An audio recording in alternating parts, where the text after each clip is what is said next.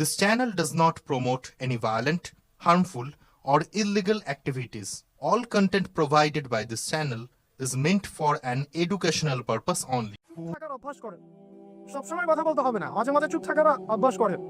আমাদের একজন বরেণ্য ওস্তাদ তিনি বলেন যে মুতাকাল্লিম হওয়ার যে খায়েশ, এটা একটা হৃদয়ের কলবের একটা রোগ। একটা মুতাকাল্লিম হওয়ার যে খায়েশ মানুষের মতো থাকে যে আমাকে সব বিষয়ে কথা বলতে হবে, এটা অন্তরের একটা রোগের না। তো এটা যদি একটা ইবাদত হয় তাহলে সিরাতের সুন্নতে আসতে হবে, আমরা এগ্রি তো? ঠিক আছে। এখন দ্বিতীয় কথা হচ্ছে 3 নম্বর শর্তটা আরো ডেঞ্জারাস, সেটা হচ্ছে রিজিক হালাল হতে হবে। রিজিক এই জায়গায় সবাই একটু ফিকির করেন, দেখেন একটু আপনাদের রিজিক গুলোকে দেখেন যে কতজন রিজিক 100% হালাল আছে। এগুলো আমাদের কিন্তু প্র্যাকটিক্যাল কথা, আমরা কিছু খালি তাত্ত্বিক কথা বলে চলে যাবো এমন না, প্র্যাকটিক্যালি ইমপ্লিমেন্টটা বেশি জরুরি। এখন আমি খুবই স্বপ্ন দেখছি, আমরা সবাই স্বপ্ন দেখছি যে আপনাদেরকে দিয়ে হবে ইনশাআল্লাহ। কারণ এই জেনারেশন পড়ে দেখিয়েছে এবং তারা আমাদেরকে দেখিয়েছে কোন ভাষায় কথা বললে কাজ হয়। এতদিন তো আমরা বলে আসতাম, তো এই ভাষার কথা বললে আপনারা আমাদেরকে অনেক ত্যাগ দিতেন। ঠিক আছে, দেখেন জালেম জুলুম করলো, মাজলুম দাঁড়ায় গেল। এই তো জালেম জুলুম করলো, মাজলুম দাঁড়ায় গেল প্রতিবাদের জন্য, প্রতিবাদের ভাষায়। আপনারা আমাকে বলেন তো, জালেমের বিরুদ্ধে মাজলুম যখন দাঁড়িয়েছে তারা কি খালি হাতে দাঁড়িয়েছিল? জালেম যখন 2টা মাইট দিয়েছে, মাজলুম কি 2টা মাইট দেয় নাই? জালেমদের অনেকে যখন মাজলুমদের অনেকে শহীদ করেছে, তো জালেমদের দলেও কি কিছু মানুষ মারা যায় নাই? তো এটা কি একটা কনফ্লিক্ট হয়নি রাস্তাঘাটে? তো গণতান্ত্রিক প্রক্রিয়া এই কনফ্লিক্টটাকে আপনি জায়েজ করে নিলেন তো? গণতান্ত্রিক প্রক্রিয়া এই কনফ্লিক্টটাকে আপনি জায়েজ করে নিলেন তো? মাশাআল্লাহ। দেহাত সত্য বলি, আপনি আমার দিকে তেড়ে আসো। বিষয়টাই না সেম বিষয়, একই বিষয়। আপনি জালেমের এগেন্সটে দাঁড়াইছেন, মাজলুম জুলুমের শিকার হতে হতে হতে আমাদের ভাই আবু সাইদ জীবন দিল, মুক্তরা জীবন দিল, সবার একটা সিম্পেথি তৈরি হলো। এখানে আম জনতা, রিক্সা চালক, শ্রমিক, মানে ওলামায়ে কেরাম, কে বাকি ছিল? সবাই তাদের পক্ষে ছিল, তাই না? কেউ লিখেছে, কেউ বলেছে, কেউ মাঠে ছিল। তারা ছিল মাজলুম, দেয়ালে পিঠ থেকে গেছে, তখন তারা কিন্তু হাতে কিছু না কিছু তো উঠিয়েছিল, নাকি উঠায় নাই? উঠিয়ে তারা একটা প্রতিবাদের ভাষা আমাদেরকে দেখিয়েছে, এইভাবে প্রতিবাদ করতে হয়।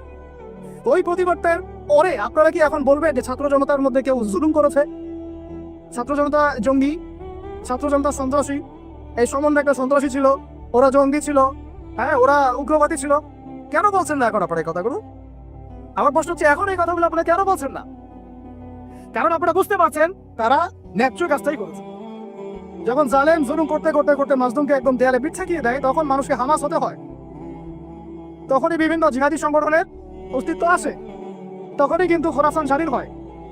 তো এখন আমরা বাংলাদেশেও বুঝতে পারছি যে হ্যাঁ, তখনই কিন্তু ছাত্র ভাইরা হাতে প্রতিবাদের ভাষা উঠিয়ে নিয়েছিল। তো এটাকে গণতান্ত্রিক প্রক্রিয়া আপনারা জায়েজ করছেন, ঠিক আছে, এটা কোনো সমস্যা না, এটা ভালো, ওরা প্রতিবাদ করেছে, ওদেরকে আমরা কিন্তু খারাপ বলতে পারি না, কেউ বলছে খারাপ? এই একই স্লোগান যদি সিরাতের সুন্নতে আমরা বলি যে দাওয়াতের সাথে জিহাদ থাকবে, তখন তো তেরে আসবে না আমাদের দিকে, আসবেন না? আসবে। আপনারা লিখে নেন আমার কথা বলুন, এই একই জিনিসটাই, এই প্রতিবাদের এই ভাষাটাই যখন আপনি দাওয়াতের সাথে জিহাদ শব্দ ইউজ করবেন, আপনার দিকে তেরে আসবেই। এবং এখন যাদের পা ধরা হচ্ছে, তারা তো পুরো বিশ্বব্যাপী এটাকে মিটিয়ে ফেরার মিশন নিয়েছে। আপনারা কি মনে করছেন যে তারা আমাদের প্রতিবেশীর চাইতে আমাদের বন্ধু হয়ে যাবে? কখন কষ্ট কালেও না। এটা জেগে জেগে স্বপ্ন দেখছে কারা? তো আল্লাহ পাক তাদেরকে সহি সামাজ দান করে না। সবসময় আমরা সবকিছু করবো না, আমরা তো পরিবেশ পরিস্থিতি বুঝে ইনিশিয়েটিভ নিবো, তাই না? কিন্তু সিরাতের কোনো অংশকে আপনি বাদ দিতে পারেন না। তো একটা অংশকে বাদ দিয়ে দিবেন, একটা অংশকে নিবেন, দিনের কিছু অংশকে রাখবেন, কিছু অংশকে রাখবেন না। এটা তো ইসলাম। তো যখন যেটা ইমপ্লিমেন্ট করার অবস্থা সৃষ্টি হবে তখন সেটা করতে হবে, এটাই তো ইসলাম। আর আমরা দেখলাম যে কোন ভাষায় কথা বললে দাবি আদায় করা যায়। আর একটা ভাষা আছে বাংলাদেশে দাবি আদায় করার, কিছু হইলে শাহবাগে চলে যাওয়ার। তো মাঝে মাঝে আমরাও বাসায় একটু মশকরা করি যে তোমার কিছু লাগবে, কেন কিছু লাগবে, চলো শাহবাগে যাই। দাঁড়ালেই আমাদেরকে ইয়া দিবে আর কি, মানুষ বাবা দিবে, আমার দিকে জনসমর্থন তৈরি করে। তো মূল জায়গায় আসি ভাই, যে এখন আপনাদের সাথে এই ব্যাপারটা আমার ক্লিয়ার যে এটা একটা ইবাদত, এটাকে করতে হবে সিরাতের সুন্নতে, তাই তো? আর সিরাতের সুন্নতে করতে গেলে আপনাদেরকে সিরাত পড়তে হবে কিনা ভাই? আমাকে বলেন যে সিরাতের 40 থেকে 50টা কিতাব আছে এখন, যদি আপনারা ঘুরে দেখেন। আলহামদুলিল্লাহ আমার বাসায় মোটামুটি সবগুলোই আছে। এবার সিরাতের একজন গভীর ছাত্র, আর সিরাতের 10টা কিতাব কারা কারা পড়েছে? হাত পুরা কমপক্ষে 10টা।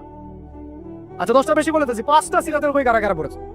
মাশাআল্লাহ। একটা পড়েছেন কারা কারা? একটা অন্তত একটা কিতাবের নাম বলছি, খুব পাতলা একটা কিতাব, সিরাতে খাতামুল আম্বিয়া, কয়জন পড়েছেন? আর রাহিকুল মাকতুম কয়জন পড়েছেন? নবী রাহমাত কয়জন পড়েছেন? এরকম অনেক কিতাব আছে। সিরাতের বই না পড়লে ভাই তরিকা বোঝা যাবে না। তরিকা সবসময় আপনাকে সবকিছু ধরায় দিতে হবে কেন? আপনি নিজেই বুঝে নেন কোনটা তরিকা, তখন আমি ক বললে আপনি বুঝে ফেলবেন কত কি। এখন আমি খুব সংক্ষেপে আপনাদেরকে বলছি যে দেখেন তরিকাটা কেমন ছিল।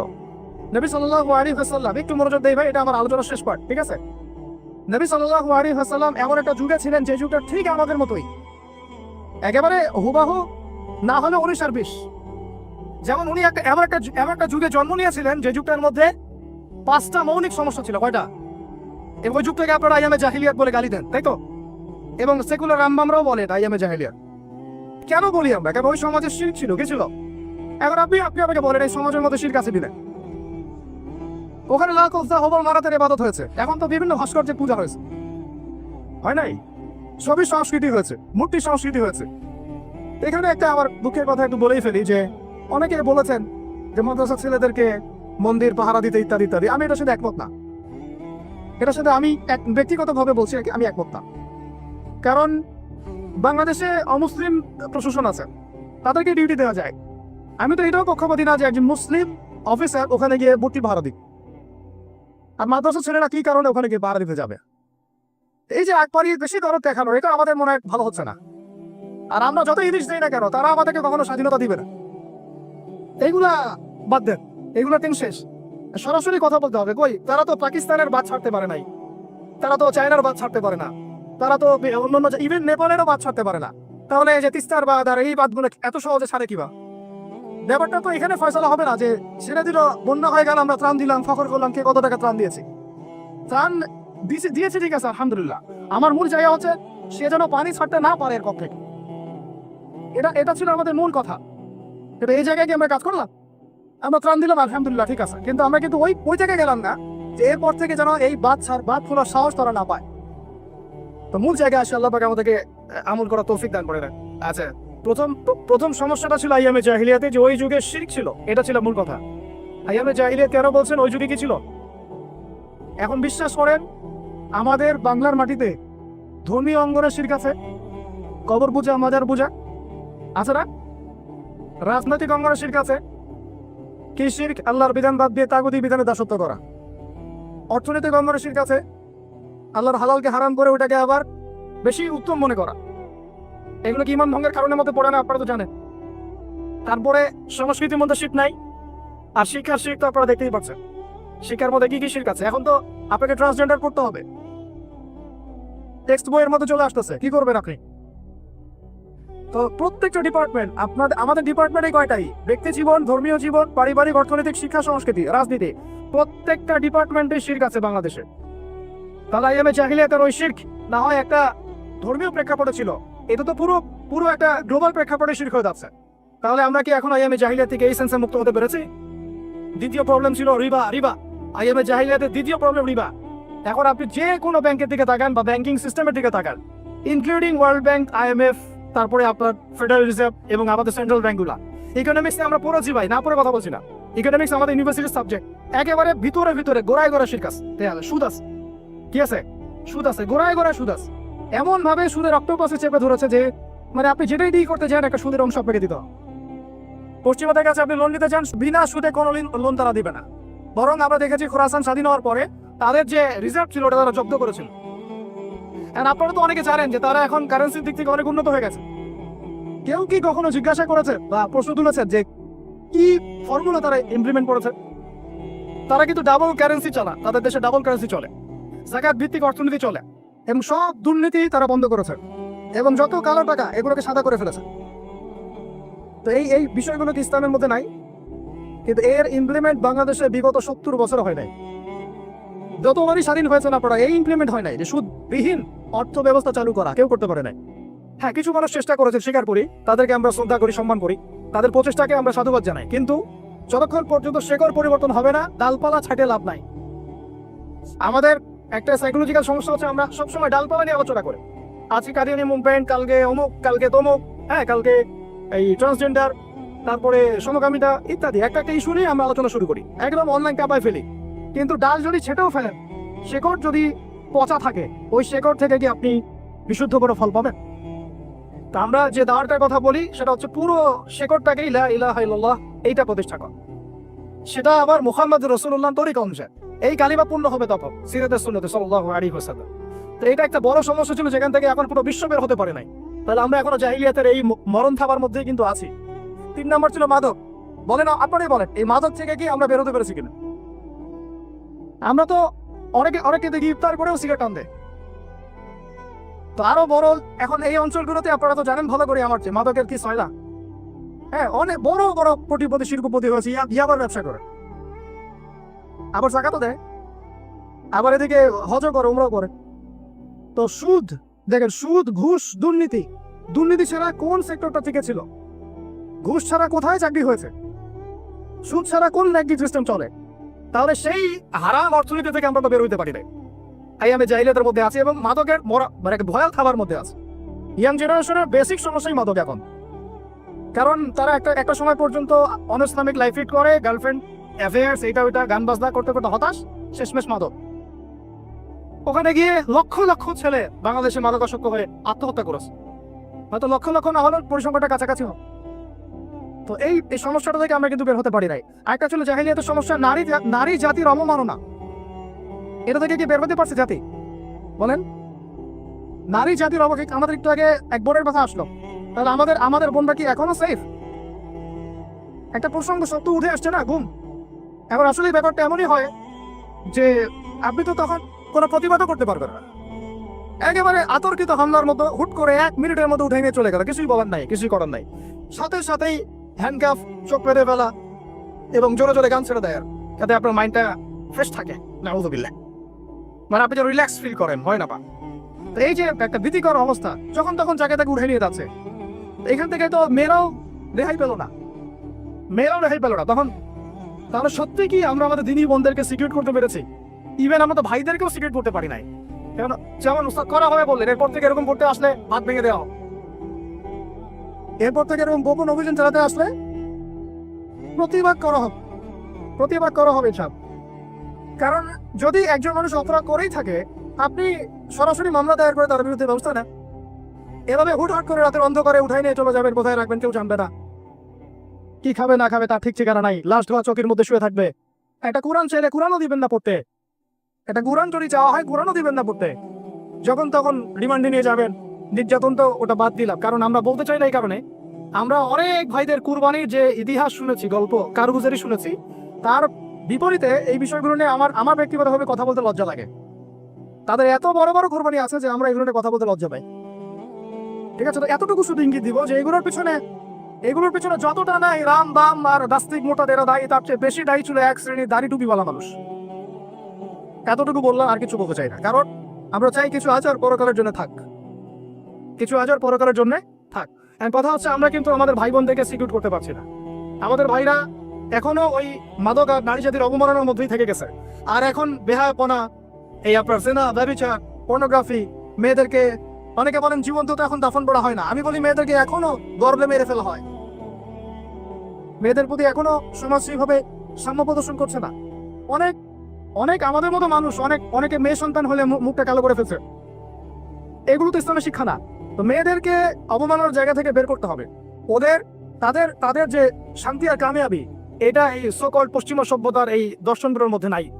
তাদের শান্তি কামিয়াবি আছে শুধুমাত্র কোরআন এবং হাদিসের মধ্যে। এই মেসেজটা আমাদের বোনদেরকে পৌঁছাতে হবে চল। এবং আমাদের বোনরা কিন্তু অনেক ইমানদার, অনেক শক্ত, যারা ইসলামের পথে ফিরে আসে না, আমরা কিছুটা দেখেছি দূর থেকে, তারা মাশাআল্লাহ অনেক শক্ত মুমিনা হয়। তার ধার কাছে হয়তো আমরা যাইতে পারি না, জানেন। এইরকম আমি রিকোয়েস্ট করি আপনাদেরকে যে আপনারা তো বিয়ে শাদী করবেন, শুধু দিনদারিতাকে প্রাধান্য দিয়ে বিয়ে করেন নাই। অন্য বিষয়গুলো টেম্পোরারি, আপেক্ষিক, একটা খাস দিলে দোয়া করলাম, ঠিক আছে। দিনী বোনদেরকে দিনদারিতার ভিত্তিতে আপনারা আপনাদের সহধর্মিনী মানান, অন্য কোনো বিষয় দেখতে যায় না। হ্যাঁ, থাকলে তো আলহামদুলিল্লাহ ভালো, কিন্তু এটা সবচেয়ে বেশি জরুরি বিষয় না। সবচেয়ে বেশি জরুরি বিষয় দিনদারিতা, পরহেজগারিতা, ঈমান। আল্লাহ পাক আপনাদেরকে সেই রকম মুমিনা নারী আপনাদের তাকদির আল্লাহ পাক নসিব করে না। এরকম মুমিনা নারী পাইলে দেখবেন যে একাই সারা দেশ কাঁপায় ফেলবেন। চল, ইতিহাস আছে এগুলোর, আছে তো নাকি? একটু প্রশংসা করলাম, যদি লাইভে দেখে বাসায় গিয়ে ভালো খাওয়া দাওয়া দিবে আর কি। মাঝে মাঝে তো না খেয়ে বেরোইতে হয়, ঠিক আছে। বড় মুশকিল ভাই, এখন আপনারা ঢুকে লাগে লাইফে, তারপরে বুঝবেন ইনশাআল্লাহ, ঠিক আছে। আল্লাহ পাক আপনাদের সবার যেন একটা সালামতের জিন্দগি দান করে। কিন্তু নারীর অবমাননার ওই জাহিলিয়াত থেকে কিন্তু আমরা বের হইতে পারি নাই। আর একটা হচ্ছে, এটা আরো মারাত্মক, গোত্রীয় হানাহানি ছিল প্রকট আইএমএ জাহিলিয়ায়, ছিল না? গোত্রীয় হানাহানি একদম প্রকট আকারে ধারণ করা ছিল আইএমএ জাহিলিয়াতে। আমাকে বলেন, এইটা এখনকার বিশ্বে বা দেশে কি বদলেছে কিনা? এখন এটা পলিটিক্যাল হানাহানিতে রূপ নেয় নাই, বৈশ্বিক হানাহানিতে রূপ নিছে না? তাহলে ওই যুগে, যে যুগে নবী সাল্লাল্লাহু আলাইহি ওয়াসাল্লামকে আল্লাহ পাক পাঠিয়েছে, সেই যুগে যে জাহিলিয়াতগুলো ছিল, এখন গ্লোবাল পার্সপেক্টিভেই এই জাহিলিয়াতগুলো এখন আছে, বরং তার চেয়ে আরো বড় মাত্রায় আছে। তখন সুদ ছিল একটা নির্দিষ্ট জায়গায়, এখন ওয়ার্ল্ড ওয়াইড। তখন আপনার জেনা ছিল একটা নির্দিষ্ট জায়গায়, নির্দিষ্ট পরিসরে, এখন পর্নোগ্রাফি দিয়ে একেবারে ফোনে ফোনে। এই ফোনের ওজন কম, কিন্তু কিয়ামতের মাঠে এর ওজন বোঝানো খুব কঠিন হবে। এই ফোনের ওজনটা কম, কিন্তু কিয়ামতের মাঠে এই ফোনের গুনাহের জবাব দেওয়ার যে বিচার, এটা অনেক কঠিন হবে। আল্লাহ পাক আমাদেরকে তাকে অবলম্বন করার তৌফিক দান করেন। বিনা প্রয়োজনে ইউজ করবেন না, আপনার যতটুকু প্রয়োজন এতটুকু। এখন এই জাহিলিয়াতের সমাজে আল্লাহ পাক এমন একজন মহামানবকে পাঠালেন, একটু কনসেন্ট্রেট করেন, এমন একজন মহামানবকে আল্লাহ পাক এই জাহিলিয়াতের সমাজে পাঠালেন, আইয়ামে জাহিলিয়াতে, মানে আবু জেহেলের যুগে, যিনি মাত্র 23 বছরের ব্যবধানে, কত বছর? মাত্র 23টা বছর দিন রাত অক্লান্ত পরিশ্রম করে ওই জাহিলিয়াতে পূর্ণ সমাজটাকে একেবারে পুরা ইউটার্ন করে একটা আলোকিত সমাজে প্রতিষ্ঠা করে দিয়ে চলে গেলেন। সুবহানাল্লাহ। কত বছর? তিনি কি প্রথমে একা ছিলেন না দুজন ছিলেন বলেন? আল্লাহ আছেন তার সাথে, ওহী আসছে, এবং তিনি কিন্তু একা, একজন দিয়ে দাওয়াত শুরু করেছে। তিনি মানে হেরা গুহায় কি করতেন? নবী সাল্লাল্লাহু আলাইহি ওয়াসাল্লাম হেরা গুহায় চিন্তা করতেন কিভাবে এই জাহিলিয়াতে পূর্ণ সমাজটাকে পরিবর্তন করা যায়। আল্লাহকে ডাকতেন, আল্লাহ পথ দেখাও, কারণ তিনি তো নবী, আগে থেকেই নবী। তখন আল্লাহ রাব্বুল আলামিন তার কাছে ওহী করলেন। প্রথম ওহীটাই কি আপনারা বলেন? সূরা আলাকের প্রথম 5টা আয়াত, তাই না? এখানে প্রথম শব্দটা কি? পড়ুন। এই যে পড়তে বলা হয়েছে, আপনাকে পড়তে হবে।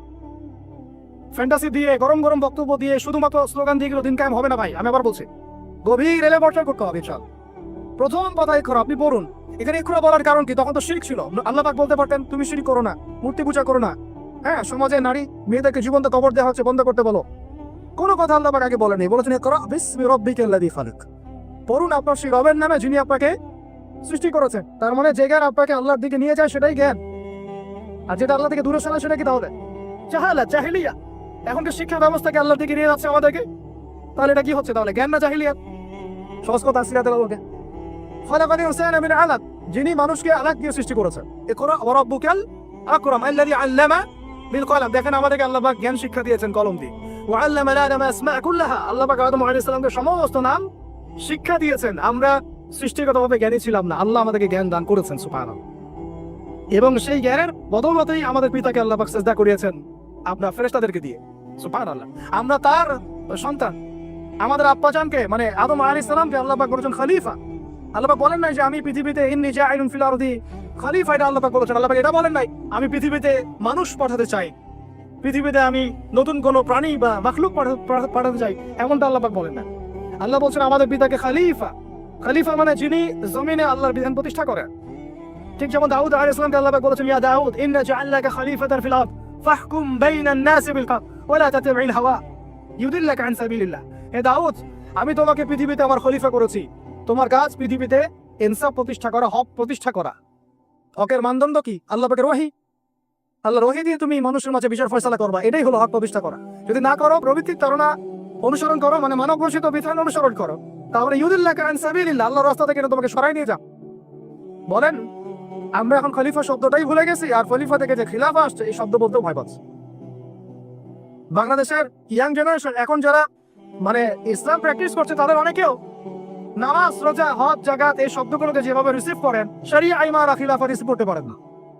কারণ এর ব্যর্থতার দায় আমাকে নিজের উপর নিতে হবে। কারণ আমি হয়তো বিগত 5 বছরে তাকে এই শব্দগুলো শোনাতে পারি নাই। বিগত 5 বছরে সব লেকচারগুলো ঘটেন আপনারা, সব ওয়াজ মাহফিলের দেখেন কয়টা লেকচারে, কয়টা ওয়াজে এই কথাগুলো, সামগ্রিক দাওয়ার কথাগুলো আছে। তাহলে মানুষ জানবে কি? তো নবী সাল্লাল্লাহু আলাইহি ওয়াসাল্লামের কাছে প্রথম ওহী আসছে পড়াশোনা কেন্দ্রিক। ভাই আমাদেরকে পড়াশোনা করতে হবে। আর এই পড়াশোনার জন্যই মেলা, বই, যে আয়োজনগুলো হচ্ছে, এগুলো কিন্তু আমাদের পড়াশোনার জন্যই। আসলাম, বই কিনলাম, চলে গেলাম, এটা না। আপনাকে একটা সিলেবাস মেনটেন করে পড়তে হবে, একটা সিলেবাস মেনটেন করে পড়াশোনা করতে হবে। তাহলে একা একা না, ওস্তাদের সহবতে। এটা অনেক ইম্পর্টেন্ট পয়েন্ট। মাথার উপরে মুরব্বী রাখা, বড় বড় ওলামায়ে কেরাম রাখা, নিজেকে মুরব্বী না ভাবা। বহু তুল্লাব এবং বহু আলেম পর্যন্ত নিজেকে শুধু মুরব্বী ভাবার কারণে আর তাদের মাথার উপর থেকে মুরব্বীকে সরিয়ে দেওয়ার কারণে মুহূর্তের মধ্যেই পথভ্রষ্ট হয়ে গেছে। ইভেন তাগুতের দালালিও করে দিচ্ছে। এমন অনেক ঘটনা আছে, নজির আছে, আপনারা দেখতে পারবেন। তো আমাদেরকেও এরকম উস্তাজ, ওলামায়ে কেরাম, বরেণ্য মুরব্বীদের সোহবত এটা জরুরি। সোহবত না আসলে তাসকিয়া আসবে না, আর তাসকিয়া না আসলে আপনার আমার দ্বারা কোনো দাওয়াতও সম্ভব না, ওই জিহাদও সম্ভব। বিশ্ব দূষিত কলব দিয়ে আল্লাহর দিন কায়েম সম্ভব। আমার কলবটা মুনাওয়ার হতে হবে, নূর লাগবে। তো নূর অর্জন করতে হলে আমার পড়াশোনা আমলের পাশাপাশি এরকম মুহাক্কিক আলেমদের সোহবতও লাগবে। এমনি এই জায়গায় আপনি নিজেকে সাম্প্রদায়িক করে ফেলবেন না যে আমি শুধু একজনকে আমি মানে আমার মাথার উপর রাখছি, বাকি আর কাউকে আমি চিনি না, এরকম চিন্তা মনে হয় করা ঠিক হবে না। বরং বরেণ্য ওলামায়ে কেরামদের সবার কাছ থেকে আপনি নূর হাসিল করবেন। ঠিক আছে? অনেক সময় দেখা যায় আমাদের বড়দের মধ্যে কোনো বিষয়ে মতপার্থক্য হতে পারে। এই জায়গায় আপনার আমার কাজ কি? এই জায়গায় আমরা আমার কাজ তালেবে ইলম হিসেবে একদম চুপ থাকেন। কি থাকা? একদম চুপ থাকবে না, কথা বলবেন না, ওইটা তারা বুঝবে। এই জায়গায় ফেসবুকটা যে ক্ষতি করেছে বাংলাদেশে, অন্য কোনো প্ল্যাটফর্ম সেটা করে না।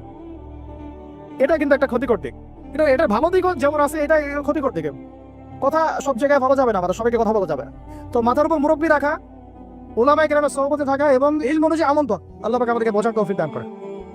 এবার নবী সাল্লাল্লাহু আলাইহি ওয়াসাল্লামের কাছে যখন এই ওহীটা আসলো, আপনারা তো জানেন তিনি বাসায় গিয়েছেন, নিজের জীবনের আশঙ্কা করেছেন। ওয়ারাকা বিন নাফিল কি বলেছিলেন? ওয়ারাকা বিন নাফিল বলেছিলেন যে তোমার কাছে যিনি এসেছেন সে হচ্ছে নামুস, মানে জিবরাইল আলাইহিস সালাম। এইবার তোমাকে বের করে দিবে। আমার পয়েন্টটা ধরেন এই জায়গায়। ওয়ারাকা বিন নাফিলের কাছে আল্লাহর নবীকে নিয়ে যাওয়া হলে সাল্লাল্লাহু আলাইহি ওয়াসাল্লাম, তিনি মন্তব্য করেছিলেন যে তোমার কাছে যে এসেছে সে হচ্ছে নামুস, জিবরাইল আলাইহিস সালাম। তোমার কাছে এমন একটা ওহী আসছে, এইবার তোমাকে তোমার কওম বের করে দিবে। নবীজি অবাক হয়ে জিজ্ঞাসা করেছিলেন যে আমাকে তারা বের করে দিবে? আমাকে তারা সাদিক আল আমিন বলে থাকে, তাই না? তখন তিনি বলেছেন এর আগে যার কাছেই নামুস এসেছে, মানে এই ওহী আল্লাহর ওহী এসেছে, তাকেই তার কওম বের করে দিয়েছে। তার মানে কি? তার মানে আপনি যখন ওহী ভিত্তিক হকের কথা বলবেন এবং সিরাতে সুন্নতে নিজেও চলবেন এবং সেটা কায়েম করতে চাইবেন, আপনাকেও সমাজ থেকে বের করে দেওয়া হতে পারে।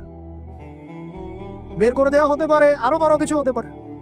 এবার তাকদিরে যা আছে তা হবে, এটা আল্লাহ পাকের হাতে। কিন্তু আমরা কি সুন্নত থেকে সরে যাব? এবার নবী সাল্লাল্লাহু আলাইহি ওয়াসাল্লাম যখন শুয়ে আছে, এই যে জাম্মিলুনি এইখান থেকে বলতেছে, তখন কিন্তু আল্লাহ রাব্বুল আলামিন কয়েকদিন পরে আরেকটা ওহী করেছেন। এই ওহীটা আমরা অনেকে আলোচনা করতে চাই বা করি না, এটা একটু আমি আলোচনা করবো আজকে। ধৈর্য ধরতে পারছেন কি? আচ্ছা ঠিক আছে, আপনাদের ধৈর্য চ্যুতি হয় কিনা আমি ভয় পাচ্ছি। তো দ্বিতীয় ওহীটা অনেকেই জানি না। দ্বিতীয় ওহী কি এটা অনেকেই জানি না এবং এটার ব্যাখ্যা অনেক সময় করা হয় না। প্রথম ওহীটা নিয়ে কথা হয় যে পড়াশোনা করতে বলা হয়েছে। দ্বিতীয় ওহীটা হচ্ছে সূরা মুদ্দাসসিরের প্রথম 5-6টা আয়াত। তিনি যখন শুয়ে আছেন, দ্বিতীয় ওহী আসছে, ইয়া আইয়ুহাল মুদ্দাসসির, হে কম্বল আবৃত রাসূল, উঠুন। কুম ফাআনজির, উঠেন, আপনি উঠে দাঁড়ান। ফাআনজির, মানুষকে সতর্ক করে। রব্বুকা ফাকাব্বির, আপনার রবের তাকবীর পাঠ করেন। আমরা যে বলি তাকবীর, আল্লাহু আকবার, ঠিক আছে? রব্বুকা ফাকাব্বির ওয়া সিয়াবাকা ফাতাহহির ওয়া রুজসা ফাহজুর। দেখেন এই বেসিক আয়াতের উপর আমাদের আমল নাই, আমি দেখাচ্ছি আপনাদেরকে। এখানে ওহী প্রাপ্ত হওয়ার পরে নবী সাল্লাল্লাহু আলাইহি ওয়াসাল্লামকে বলা হয়েছে আপনি উঠে দাঁড়ান। উঠে দাঁড়ান মানে শুধু বিছানা থেকে মাটিতে দাঁড়ান অর্থ নয়। উঠে দাঁড়ান মানে হক নিয়ে আপনি সমাজের মধ্যে দাঁড়িয়ে পড়েন এবং সমাজের মানুষকে সতর্ক করা শুরু করেন। তবে হক প্রাপ্ত হলে হক চিনতে শিখলে আমাদের কাজ কি? দাঁড়িয়ে যাওয়া, মানুষকে সতর্ক করা, দাওয়াতের কাজ করতে থাকা এবং রবের তাকবীর পাঠ করুন। পোশাক পবিত্র রাখুন, শুধু বাহ্যিক পোশাক না, কলবের পোশাকটা। এই কলবের পোশাকের পবিত্রতা কয়জন আছে বুকে হাত দিয়ে কে বলতে পারবে? কার কলবে জিনার অপবিত্রতা নাই?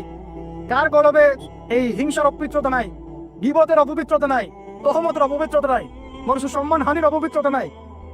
ইভেন আমরা যারা অনেক সময় দিনের রিপ্রেজেন্টেটিভ হয়ে আছি, তাদেরও কলব দূষিত হয়ে আছে অনেক সময়। থাকা স্বাভাবিক, কারণ আমরা তো ওই বরেণ্য ওলামায়ে কেরামদের সোহবতে কম যাচ্ছি। নিজেকে মুফতি মনে করছি, আমি নিজেকে আমি মনে করা শুরু করছি, তখন তো সমস্যা। তো আরেকটা কথা এখানে আছে যে ওয়ার রুজসা ফাহজুর, যত অনর্থক কথা আর কাজ আছে এটাকে আপনি এড়িয়ে চল। বলেন তো এটা আমরা আমল করতে পারছি? অনর্থক কথার কাজ আমরা এড়িয়ে চলতে পারি? আমরা সবাই, অলমোস্ট এভরিবডি, আমাদের জীবনের বেশিরভাগ সময় নষ্ট করতেছে অনর্থক কথার কাজ। ওই সময়টুকু পড়লেও কাজ হতো, তেলাওয়াত করলে কাজ হতো, ওস্তাদের বয়ান শুনলে কাজ হতো ইত্যাদি। এখন এই ওহীগুলো আসার পরে আমাদের নবী সাল্লাল্লাহু আলাইহি ওয়াসাল্লাম আর বসে থাকলেন না, দাঁড়িয়ে গেলেন। এই যে তিনি দাঁড়িয়ে গেলেন একদম 23 বছর, মানে অনবরত দিন রাত, এটাকে আপনি দুই ভাগে ভাগ করে ফেলতে পারেন, একটা মাক্কি যুগ, একটা মাদানী। মাক্কি যুগ কত বছর ছিল? 13 বছর। মাদানী অ্যাপ্রক্সিমেটলি 10 বছর। এই মাক্কি যুগটাকে আপনি আবার 2-3টা ভাগে ভাগ করতে পারেন। একটা ভাগ হচ্ছে প্রথম 3 বছর নবী সাল্লাল্লাহু আলাইহি ওয়াসাল্লাম গোপনে গোপনে দাওয়াত দিয়েছে। কত বছর? আমাদের সমাজে কিন্তু ওই প্রেক্ষাপটটা এখন আর নাই, কারণ দাওয়াতটা প্রচার হয়ে গেছে মাশা। প্রথম 3 বছর তিনি কিন্তু ইন্ডিভিজুয়ালি দাওয়াত দিয়েছেন। আবু বকর সিদ্দিক দাওয়াত কবুল করেছেন, খাদিজা রাদিয়াল্লাহু আনহা, আলী ইবনে আবি তালিব, যায়েদ ইবনে হারেসা, আব্দুল্লাহ বিন মাসউদ, তারপর বেলাল ইবনে রাবাহ, তারপরে বলে উসমান বিন আফফান, তালহা রাদিয়াল্লাহু আনহু, জুবাইর বিন আওয়াম। এই যে বরেণ্য সাহাবায়ে কেরাম যারা বদর, উহুদ, খন্দক কাঁপিয়ে দিয়েছেন পরে, তারা ইসলাম কবুল করেছেন কখন? এই প্রথম 3-4 বছর। তাহলে আমাদেরকে কিন্তু মানুষ তৈরি করতে হবে। সিরাতের শিক্ষা কি? মানুষ তৈরি করতে হবে। এবং এই দাওয়াতটা কি মুসলিম সমাজে হচ্ছিল না অমুসলিম সমাজে হচ্ছে? বলে মানে আমরা কিন্তু ইসলামের কথা বলছি এখন। অমুসলিম সমাজে আমরা দাওয়াত দিচ্ছি কতটুকু, এটা ভাবতে হবে না? অমুসলিম থেকে কি আমরা ঠিক মতো দাওয়াত দিচ্ছি? এই যে আপনাদের পার্বত্য অঞ্চলে পুরো জায়গাটা কিন্তু অমুসলিম অধ্যুষিত, আমাদেরকে ওদেরকে দাওয়াত দিতে হবে। ওদেরকে দাওয়াত দিতে হবে। কে জানে তাদের মধ্য থেকে আনসারী সাহাবীর মতো সাহাবীরা হতে পারে, কে জানে তাদের মধ্য থেকে উমর ইবনে খাত্তাব হতে পারে, আমার যারা যা খেদমত হচ্ছিল তার দ্বারা সেটা হতে পারে। তাই দাওয়াতটা সাম্প্রদায়িক করবো না, দাওয়াতটা আমরা সবার মাঝখানে ছড়াবো ইনশাআল্লাহ। এটা কিন্তু সিরাতের শিক্ষা। তার মানে মুসলিম অমুসলিম সবাইকে দাওয়াত দিব ইনশাআল্লাহ। আল্লাহ পাক তৌফিক দান করেন, যোগ্যতা দান করেন। আমি এই দাওয়াত চলতে লাগলো প্রথম 3 বছর। 4র্থ বছর থেকে প্রকাশ্যে দাওয়াত শুরু হলো, যখন ওমর, হামজা এরকম কিছু সাহাবী আস্তে আস্তে ইসলাম কবুল করতে লাগলেন। মানে তখন মিছিল শুরু হচ্ছে। মিছিল ওমর রাদিয়াল্লাহু আনহুর কথা একদম মানে স্পষ্ট যে ইয়া রাসূলুল্লাহ সাল্লাল্লাহু আলাইহি ওয়াসাল্লাম, আলাসনা আলাল হক, আমরা কি হকের উপরে নাই? আলাইসু আলাল বাতিল, তারা কি বাতিলের উপরে নাই? তাহলে আমরা কেন এখন ঘরের ভিতরে নামাজ পড়বো? চলেন আমরা কাবা ঘরে গিয়ে নামাজ পড়বো। ব্যাস মিছিল করতে করতে কাবা ঘরে যাওয়া হলো, নামাজ পড়া হলো। সুবহানাল্লাহ। ওই উপর থেকে আপনারা হজমরা যারা করেছেন হয়তো দেখছেন, আবু জাহেলের বাড়ি বলে একটা জায়গায় কি, তাই না? ওই টয়লেট ঘরে, ওটা আসলে কতটুকু সই আমি জানি না। ওইখানে পিছনে কিছু পাহাড় আছে, ওই পাহাড়গুলোর উপরে উঠে তখন ওই মশাইটা দেখছিল। আর আবু জাহেল ওই মিছিলে আক্রমণ করার চেষ্টা করেছে, কিন্তু উতবা বিন রাবিআ আসে বলেছিল ভুলেও এই মিছিলে আক্রমণ করো না। ওখানে দেখো 2জন বীর সেনা আছে, ওই যে হামজা, ওই যে ওমর, গেলে একে পিছে ফেলাই দিবে। তো এখন আমরা চাই আমাদের ভাইদের মধ্যে হামজা আর ওমর উঠে আসুক, তখন আরো প্রকাশ্যে কথা হবে। এটা একটা মানে স্ট্র্যাটেজি আর কি। যখন আপনার কাছে মানে শক্তিশালী কিছু মানুষ থাকবে, তখন কিন্তু দাওয়াতটা আরো বড় পরিসরে হয়, এটা স্বাভাবিক। এই জন্য আমরা আমাদের সরকার হোক, প্রশাসন হোক, আমাদের অমুসলিম ভাইরা হোক, ইভেন আপনারা যারা আছেন আমাদের দিনী ভাইরা, সবাইকে আমভাবে দাওয়াত দিব যে আপনারা ওমর আর হামজা হয়ে যান, ইসলামের দিকে আসেন, ওমর আর হামজা হয়ে যান ইনশাআল্লাহ। আপনারা আমাদেরকে প্রোটেক্ট করবে। দেখেন আল্লাহ নবী সাল্লাল্লাহু আলাইহি ওয়াসাল্লামকে আমি প্রোটেক্টের কথা বলছি বাহ্যিক অর্থে। প্রোটেকশন তো আল্লাহ পাক দেন। মানে তারা কারা ডান হাত বাম হাত হয়েছিল, কারা ঢাল হয়েছিল? সাহাবীরা না? তো সেই সাহাবী হতে হবে আপনাদেরকে। আমাদের ওস্তাদ বরং অন্যান্য অনেক ওস্তাদ অনেক কথা বলছে, অনেক কাজ করছে, আর আমাকে বলেন তাদের অবর্তমানে তাদের জায়গা দখল আপনি করতে পারবেন কিনা, ওই যোগ্যতাটাকে আমরা অর্জন করছি কিনা, এটা আমাদেরকে ভাবতে হবে। আমাদেরকে অনেক ক্রিয়েটিভ চিন্তা করতে হবে যে আমাদের ওস্তাদরা যে কাজগুলো করছে তাদের অবর্তমানে আমরা সেই লেগেসি বজায় রাখতে পারবো কি পারবো আদৌ, সেই জেনারেশন তৈরি হচ্ছে কিনা, গ্যাপ হয়ে যাচ্ছে কিনা আবার কোনা।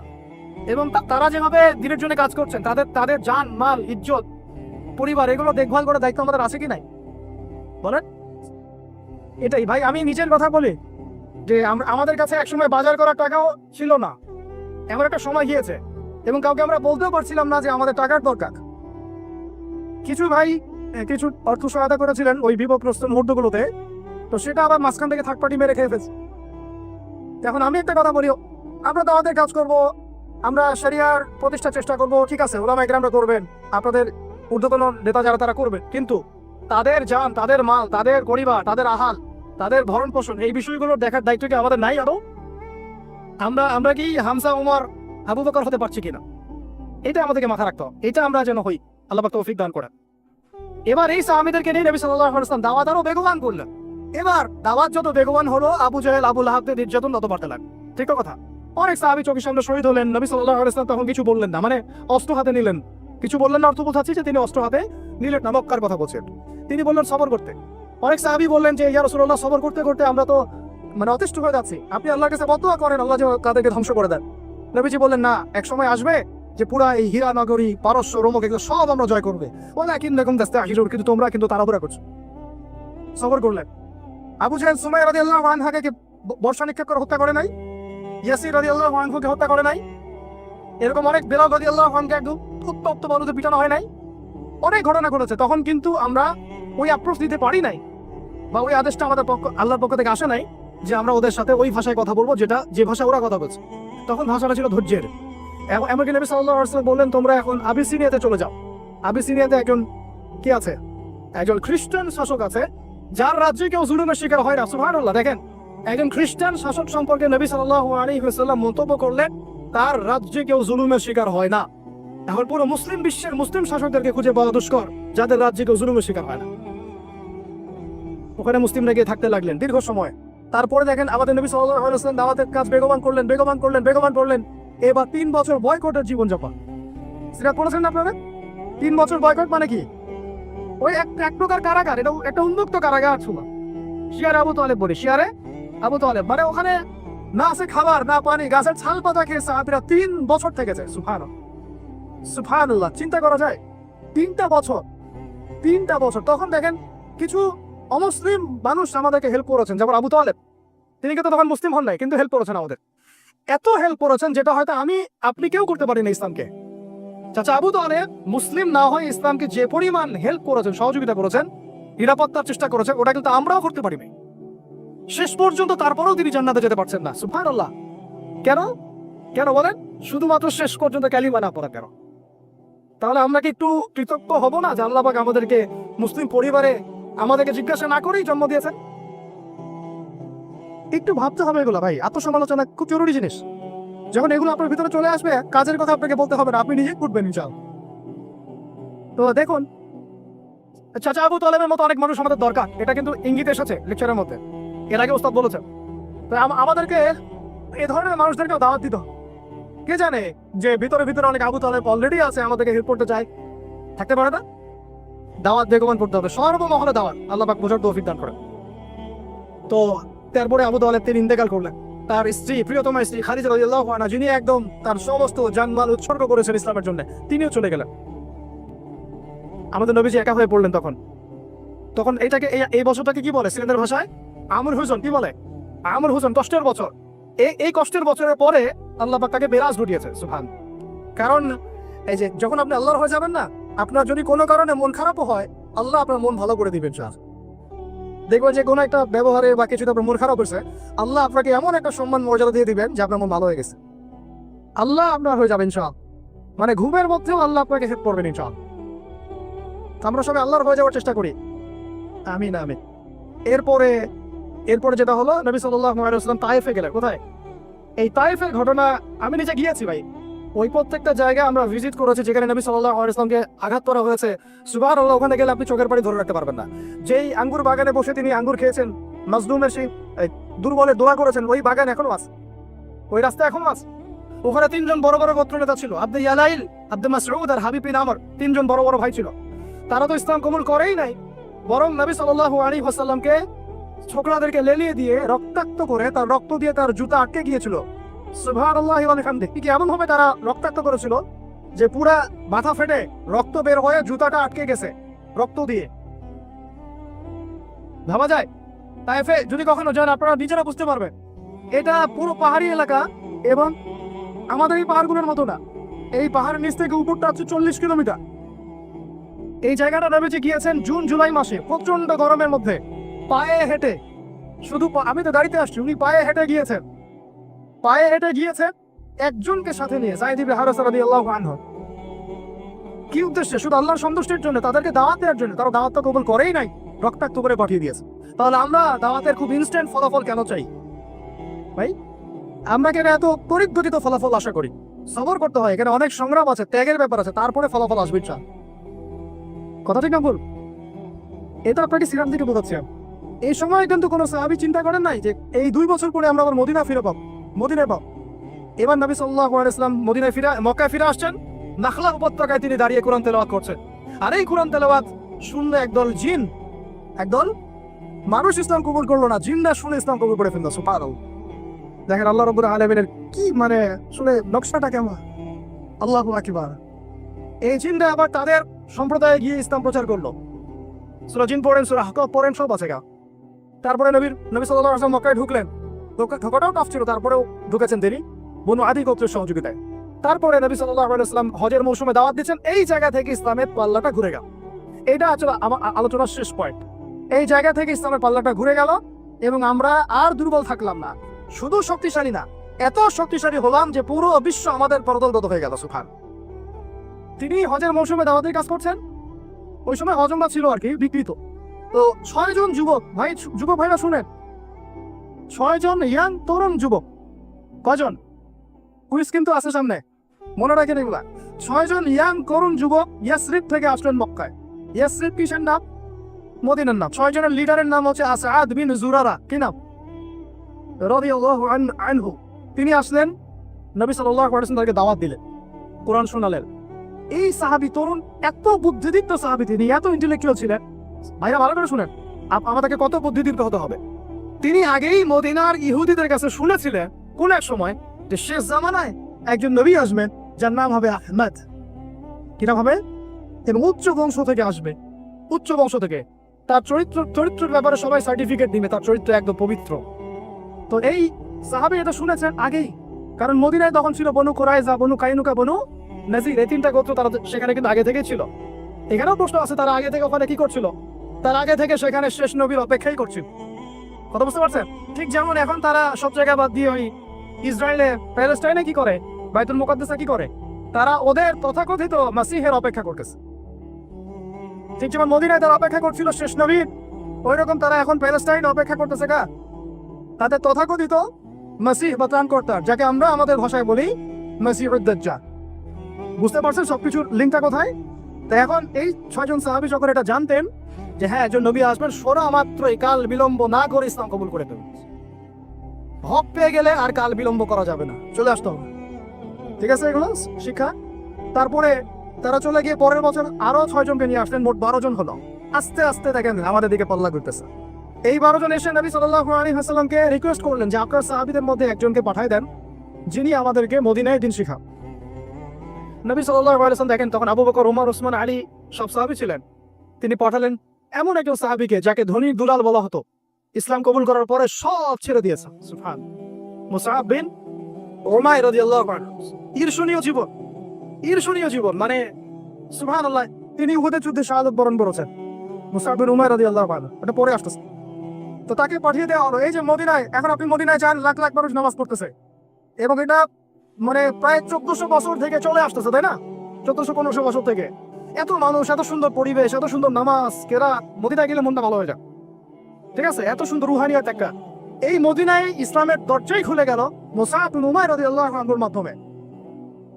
আল্লাহ পাক তাকে কবুল করেছেন। দেখেন, তো আমাদেরকে যুব ভাইদের মধ্যে মুসআব বিন উমাইর বের করতে হবে, তাই না? এটা কি এখন শুধু ফেসবুক স্ক্রল করলেই হবে? না, আমার এলে অর্জন করতে হবে ভাই। ওস্তাদ লাগবে না, মুরব্বী লাগবে না, পড়াশোনা করতে হবে না? পড়াশোনাটা খুব বেশি ইম্পর্টেন্ট। এর পাশে বাকি কাজগুলো আপনি সমন্বয় করে করবেন। তো তিনি দাওয়াতের কাজ করলেন মাত্র 1 বছরে। কত বছর? মাত্র 1 বছরের ব্যবধানে 75টা পরিবার ইসলাম কবুল করেছে। এবার সেখানে সাদ বিন মুয়াজ রাদিয়াল্লাহু আনহুর মতো বড় নেতাও ছিলেন, মানে যার কথার একটা ভ্যালু আছে সমাজে, এরকম বড় বড় সাহাবীও ছিলেন। এবার তারা চলে আসলেন পরের বছর মক্কায়, এসে হাতে হাত রেখে বায়াত করলেন। কি করলেন? আপনারা তো দিন কায়েম করতে চান, তাই না? কার হাতে বায়াত করেছেন? হ্যাঁ, মুরব্বী কে আপনার? প্রশ্ন আছে অনেক। জামাই মারার কথা বলছি না আমরা, এখানে অনেক সুন্নাহ আছে।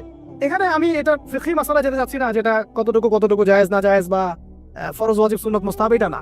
দেখেন, আমরা দাড়ি কেউ কেটে ফেলি না, ফেটি? হ্যাঁ, আমরা কি দস্তরখানা ছাড়া খাওয়া দাওয়া করি? কেউ করি না, কিন্তু মেসওয়াক সবাই করি। তো এখন আপনি এত এত গুরুত্বের সাথে মেসওয়াক করেন কেন? এত গুরুত্বের সাথে আপনি সুন্নাহগুলো রাখেন কেন? দস্তরখানার ব্যাপারে এত আপনি কেন গুরুত্ব দেন কেন? কারণ প্রত্যেকটা সুন্নাহ আপনি আমল করতেছেন, তাই না?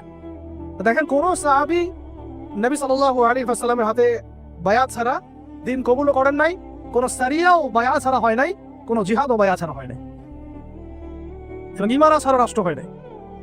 অনেক ব্যাপার আছে, এগুলো আপনাদেরকে আস্তে আস্তে বুঝতে হবে। আমি জানি এগুলো একটু মানে টার্মগুলো একটু কঠিন, আস্তে আস্তে আপনারা এগুলো বুঝবেন ইনশাআল্লাহ। আল্লাহ পাক আপনাদেরকে বোঝার তৌফিক দান করুন। দেখেন, ওই বিষয়টা না থাকলে, আল্লাহকে সাক্ষী রেখে যখন সাহাবীরা নবী সাল্লাল্লাহু আলাইহি ওয়াসাল্লামের হাতে হাতে বায়াত করেছেন যে আপনি মদিনায় আসেন, আমরা যেভাবে আমাদের স্ত্রী সন্তানদেরকে নিরাপত্তা দেই, আপনাকেও দেব, আপনার সাহাবীদেরকেও দেব। তারপরে নবীজি বলেছেন যে যদি তোমরা না পারো তাহলে আগেই বলে দাও, ঠিক আছে, এটা যদি না পারো আগেই বলে দাও।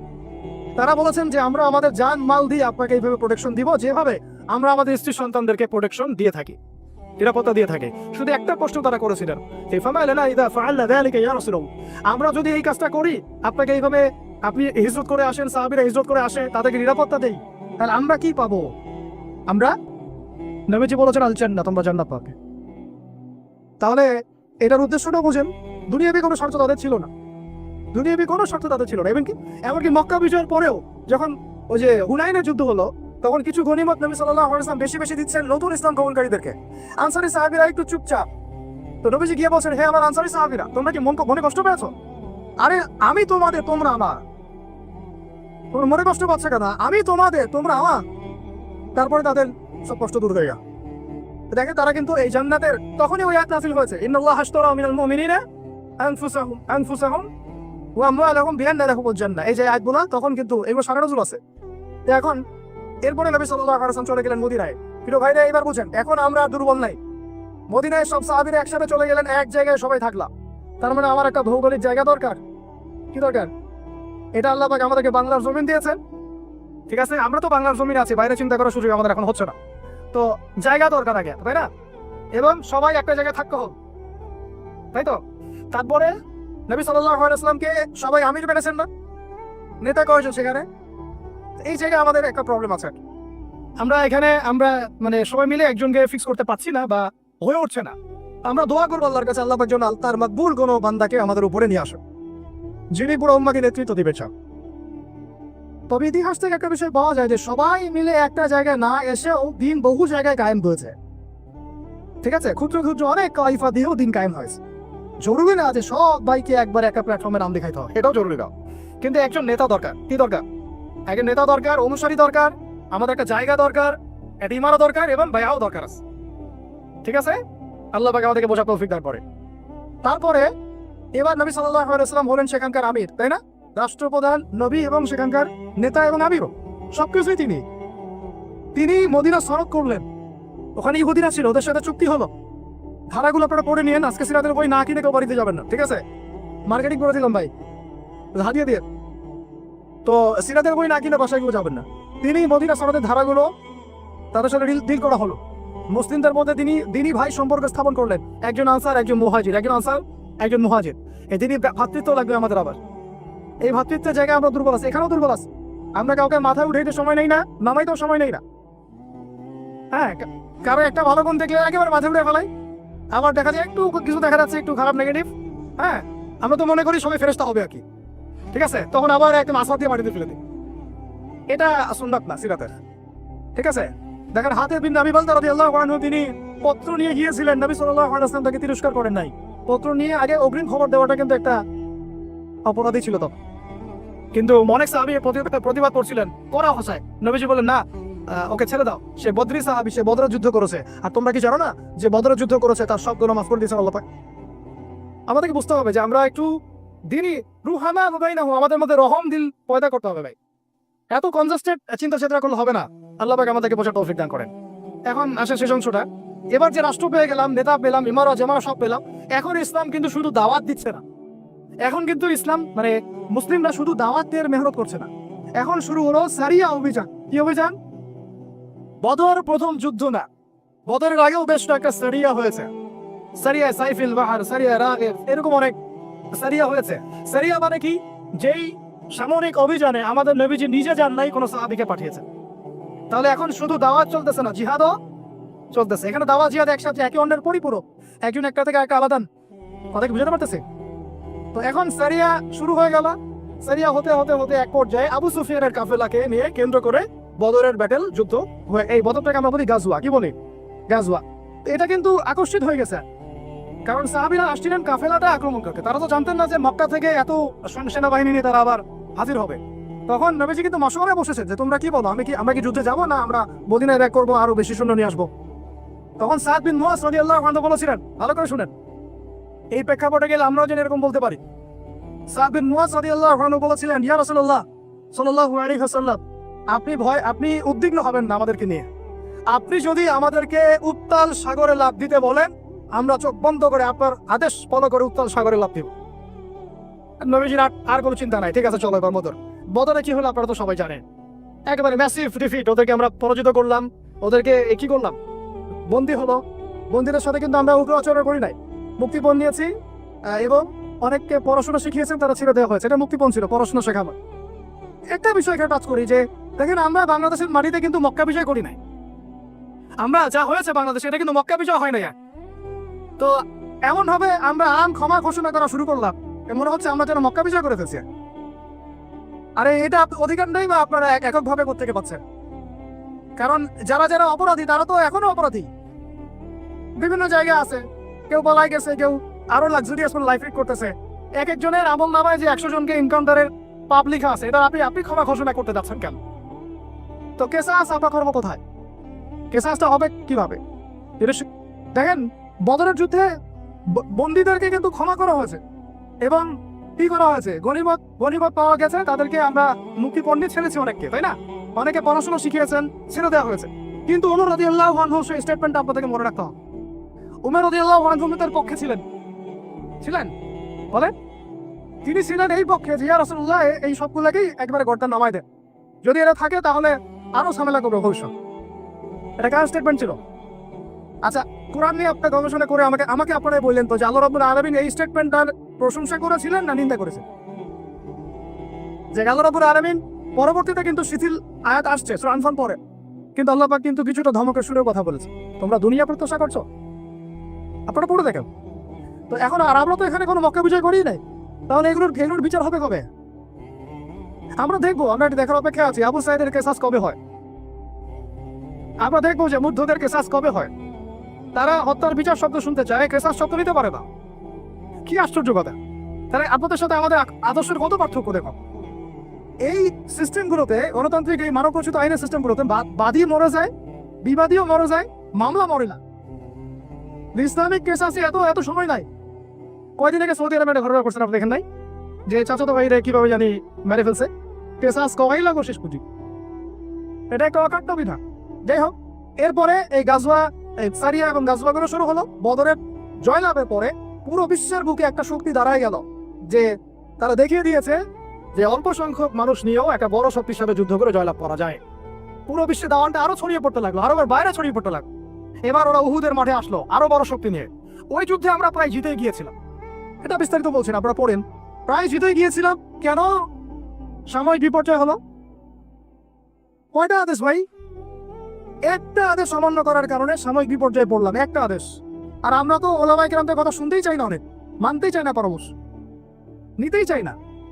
তো নেতা মানলে সেইভাবে মানতে হবে ভাই। সামিআনা ওয়া আতা'না, সামিআনা ওয়া আতা'না। সাহাবীরা কি ভুল তাদের কি করে গলত উদ্দেশ্য ছিল?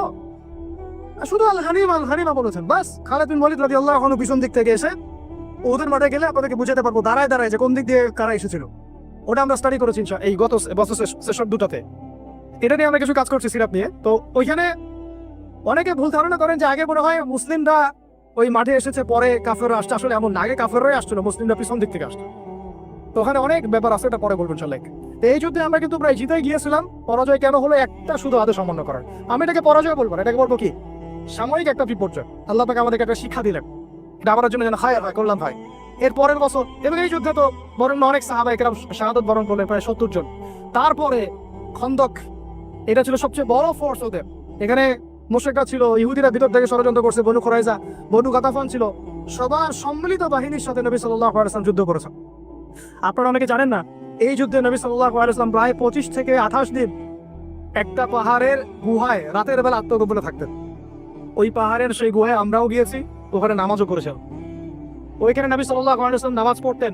এক সময় যে অজুর পানি পাওয়া যাচ্ছিল না, তিনি আল্লাহর কাছে দোয়া করেন, ওখানে অজুর পানির ব্যবস্থা আল্লাহ করে দেন। তো যাই হোক, খন্দকের এই ঘটনাটার পরে খন্দকের যুদ্ধে আমরা জিতেছি না হেরেছি বলেন? এটাতে এমন একটা প্রযুক্তি দেখানো হয়েছে যেটা আরব কখনো দেখে নাই এর আগে। তো এটাতে তারা কোনো সুবিধা করতে পারে নাই, অবরোধ করে রেখেছিল। পরে এরা চলে যায়, আল্লাহ পাক আযাব পাঠান, ধূলিস্বর পাঠান, ফেরেশতা পাঠিয়ে দেন। আর নবীজি মন্তব্য করে দেন একদম স্ট্রেট ফরওয়ার্ড যে আজকের পর থেকে আমাদেরকে তারা আর আক্রমণ করতে পারবে না। আজকের পর থেকে আমরাই হব কি বিজয়ী এবং এগ্রেসিভ। এরপর থেকে ইসলামের প্রত্যেকটা জিহাদ এবং সারিয়া দেখবেন আগে আক্রমণ করা হয়েছে। গিয়েছি, ইসলাম কবুল করবে কিনা, করলে ভালো কথা, না করলে জিজিয়া না দিলে যুদ্ধ হয়েছে। আমি সিরাত স্টাডি করে দেখেছি ভাই, না বলে বলছি না। এই 8 বছরে, মদিনার 8টা বছরে নবী সাল্লাল্লাহু আলাইহি ওয়াসাল্লাম প্রতি 1 থেকে 2 মাসে একটা করে যুদ্ধ করেছে। বুঝতে পারলা? মদিনার মাদানী জীবনের এই 8 বছরে নবী সাল্লাল্লাহু আলাইহি ওয়াসাল্লাম প্রতি 1 থেকে 1.5 মাসে একটা করে গাজওয়া বা সারিয়া করেছে। প্রায় 85 থেকে 90টা তিনি নিজে নেতৃত্ব দিয়েছেন। সুবহানাল্লাহ। তাহলে এই সুন্নাত তো আমাদের বললেই এখন সমস্যা করে হয়। তো এটা তো সিরাতের একটা গুরুত্বপূর্ণ অংশ। এখন মদিনা রাষ্ট্রটার এই হালতে নবী সাল্লাল্লাহু আলাইহি ওয়াসাল্লাম যখন স্বপ্ন দেখলেন তিনি কাবা তাওয়াফ করছেন, তারা গেলেন, ওরা বাধা দিল। আচ্ছা, হুদাইবিয়া বায়াত হলো, হুদাইবিয়াতে বায়াত হলো 1400 সাহাবীকে নিয়ে, ওসমানকে যদি হত্যা করে আমরা আক্রমণ করব। ওসমান রাদিয়াল্লাহু আনহুকে ছেড়ে দেওয়া হলো এবং আক্রমণ আর করা হলো না। হুদাইবিয়ার সন্ধি হয়ে গেল। সন্ধির ধারাগুলো দেখলে মনে হয় সব আমাদের বিপক্ষে, আসলে সবগুলো আমাদের পক্ষেই ছিল। 10 বছর আমরা কোনো সংঘর্ষে যাব না, এর মানে কি জানেন? মানে হচ্ছে 10 বছর আমরা বড় শত্রুকে আটকাই দিলাম। যে একটু আগে আমাদের ওস্তাদজি বলেছেন একটা কথা, শুধুমাত্র এক কেন্দ্রিক চিন্তা না, একটা ডিপ্লোম্যাটিক চিন্তা করাও সুন্নাহ। এটাকে আমরা বলি স্ট্র্যাটেজিক সুন্নাহ। যে 10 বছর বড় শত্রুর সাথে আমার যুদ্ধ নাই, তার মানে বাকি সব ছোট ছোট শত্রুগুলোকে আমি সাইজ করার সময় পেয়ে গেলাম। ঠিক এই কারণেই হুদাইবিয়ার সন্ধি থেকে ফিরেই নবী সাল্লাল্লাহু আলাইহি ওয়াসাল্লাম খায়বার আক্রমণ করেছেন। ইহুদিদেরকে একদম সমূলে উৎপাদিত করা হয়েছে, কারণ ইহুদিদেরকে এবার আর মুশরিকরা সহযোগিতা করতে পারবে। এই কারণে এবার খায়বার বিজয় হলো। হুদাইবিয়ার সন্ধি তো হয়ে আছে। হুদাইবিয়ার সন্ধির পর, খায়বার বিজয়ের পরে মাত্র 1 থেকে 2 বছরের মধ্যেই এই চুক্তির লঙ্ঘন হয়। নবী সাল্লাল্লাহু আলাইহি ওয়াসাল্লাম একদম পুরো 10,000 সাহাবী নিয়ে মক্কা আক্রমণ করল। এবং এইবার তো পুরো মক্কা তো বিজয় হলোই হলো। তখন জাআল হক ওয়া যাকাল বাতিল ইন্নাল বাতিলা কানা যাউকা আয়াত পড়ছেন আর মূর্তি ভাঙছেন। মূর্তি ভাঙছেন, পুরা মক্কা পবিত্র হয়ে গেল। এখন আমি এক কনক্লুশনে এসে যেটা বলতে চাই, এর মাঝখানে মোতার যুদ্ধ হয়েছে, ঠিক এরপরে আবার হুনাইন হয়েছে, তাবুক হয়েছে ইত্যাদি, তারপর পড়ে নেবেন। এটা আমি আলোচনা যেতে যাচ্ছি না, সময় নেই আমাদের। মূল কথাটা হচ্ছে দেখুন, মক্কা বিজয়ে আগে নবী সাল্লাল্লাহু আলাইহি ওয়াসাল্লাম পররাষ্ট্র নীতি অ্যাপ্লাই করেছেন, রাজা বাদশাদেরকেও দাওয়াত দিয়েছেন। আর মক্কা বিজয়ের পরে আরবের ওই যে জাহিলি যুগের যে জাহিলিয়াত গুলা, এর একটা জাহিলিয়াত আপনার খুঁজে পাবেন। ভালো করে খেয়াল করে দেখেন, আজকে থেকে এই মক্কার থেকে 23 বছর আগে যে মক্কায় তিনি দাওয়াতের কাজ শুরু করেছিলেন, 23 বছর পর সেই মক্কায় ওই একটা জাহিলিয়াত কি আর বাকি থাকলো? কোন শিরক আছে এই মক্কায়? এই নতুন মক্কায় কোন শিরক আছে? তাহলে এখন আপনি যে বলছেন নতুন বাংলাদেশ, তা আপনি আগের বাংলাদেশ এই বাংলাদেশ মিলাই দেখেন আসলে কি আছে আর কি নাই। বুঝতে পারলাম না। তাই আমরা যেন স্রোতে গা না ভাসাই, স্রোতে গা ভাসাটা ঠিক পাবে না। আর এই মক্কা যেটা 23 বছর আগের আবু জাহেলের মক্কা, আবু জাহেলের শাসন চলতেছে দারুন মাদওয়ার, আর এই 23 বছর পরের যে মক্কা, এই মক্কার মধ্যে আপনি কোনো শিরক পাবেন? কোন শিরক, কোন মূর্তি পূজা, ইভেন কোন কবর পূজা, কোন প্রকৃতি পূজা, হ্যাঁ, কোন হারাম অর্থনীতি, কোন সুদ, কোন মাদক, কোন জিনা, কোন ব্যভিচার, কিছুই নাই। এমনকি কোন গোত্রীয় হানাহানিও নাই। কুল্লুকুম মিন আদম ওয়া আদামু মিন তুরাব। নবীজি বলে দিলেন তোমরা সবাই আদম সন্তান, আদম মাটির সন্তান। সুবহানাল্লাহ। বাস এভাবে পুরো আরবের মধ্যে দিন কায়েম হলো। এরপরে হুনাইন ওটা আক্রমণ করে জয় করলাম। হুনাইনের একটা কথা না বললে আমার ইনসাফ হবে না। ওই সময় সাহাবীরা একটু মনে করেছিলেন যে আমরা সংখ্যা অনেক বেশি, আজকে খুব সহজে জিতে যাও। ওই যুদ্ধেই কিন্তু একটা বিশৃঙ্খল অবস্থা সৃষ্টি হয়েছে। সেটা তওবা পড়ে দেখেন। তারপরে তায়েফ, ওই যে তায়েফ নবী সাল্লাল্লাহু আলাইহি ওয়াসাল্লামকে এভাবে মারলো, ওই তায়েফ নবীজি জয় করলেন। সুবহানাল্লাহ। দেখেন, আমরা কিন্তু রুটির টুকরা নিতে চাচ্ছি, আর নবী সাল্লাল্লাহু আলাইহি ওয়াসাল্লাম পুরা রুটিটাই নিয়েছে। কিভাবে নিয়েছেন? কখনো দাওয়াত, কখনো সবর। দাওয়াত তো সবসময় চলেছে, দাওয়াত তো ফুল টাইমই দাওয়াত। কখনো ট্যাকটিক চেঞ্জ হয়েছে আর কি, স্ট্র্যাটেজি চেঞ্জ হয়েছে, কিন্তু দাওয়াত চলেছে। কখনো সবর, কখনো হিজরত, কখনো পররাষ্ট্রনীতি, কখনো মদিনা রাষ্ট্র, কখনো সন্ধি চুক্তি, কখনো সারিয়া, কখনো গাজওয়া, কখনো জিহাদ, সবকিছু মিলিয়ে সিরাত। আর এই পুরো সিরাতের সুন্নতেই নবী সাল্লাল্লাহু আলাইহি ওয়াসাল্লাম আল্লাহর জমিনে তার ওই যে দিন, মানে ধর্মীয় জীবনও আর বৈষয়িক জীবনও, দিন ইসলামকে পরিপূর্ণ কায়েম করে দিয়ে চলে গেছে। সুবহান। এটা কি ওইখানেই শেষ ছিল? আবু বকর সিদ্দিক এর উপর হাঁটেন নাই? ইবনুল খাত্তাব এর উপর হাঁটেন নাই? উসমান আলী এর উপর হাঁটেন নাই রাদিয়াল্লাহু আনহু আজমাইন? উমাইয়ারা এর উপরে হেঁটেছে। হয়তোবা তাদের মধ্যে কিছু সমস্যা হয়েছে, কিন্তু খিলাফার কনসেপ্ট ছিল, শরিয়ার কনসেপ্ট ছিল, তাই না? তারপর আব্বাসীরা কি এটা খিলাফা উঠিয়ে দিয়েছিল? শরিয়া আইন উঠাই দিয়েছিল? ওটাও ছিল। এমনকি ওই আন্দালুসিয়াতেও ছিল। আন্দালুসিয়াতেও একটা শাসন ব্যবস্থা চালু ছিল ওই সময়। পড়বে না পড়ে এগুলা ইতিহাস বইগুলো, ইতিহাসের বইও কিনে নিয়ে যায় না, ঠিক আছে? তারপরে ফাতেমিরা শাসন করেছে, এইদিকে উসমানীয়রা করেছে। মাঝখানে আমরা তো আমাদের কন্টিনেন্টে দেখি মোগলদেরকে দেখি, তাই না, আফগানদেরকে দেখি। অনেকের মাঝখানে অনেক সমস্যা ছিল, আমি ওই সমস্যা নিয়ে আলোচনা করবো না। মূল কথা হচ্ছে যে ইসলামের রাজনৈতিক ভিশনটা কিন্তু আমাদের হাতেই ছিল, যতদিন পর্যন্ত না এই প্রথম বিশ্বযুদ্ধ হয় আর অটোম্যানরা পরাজিত।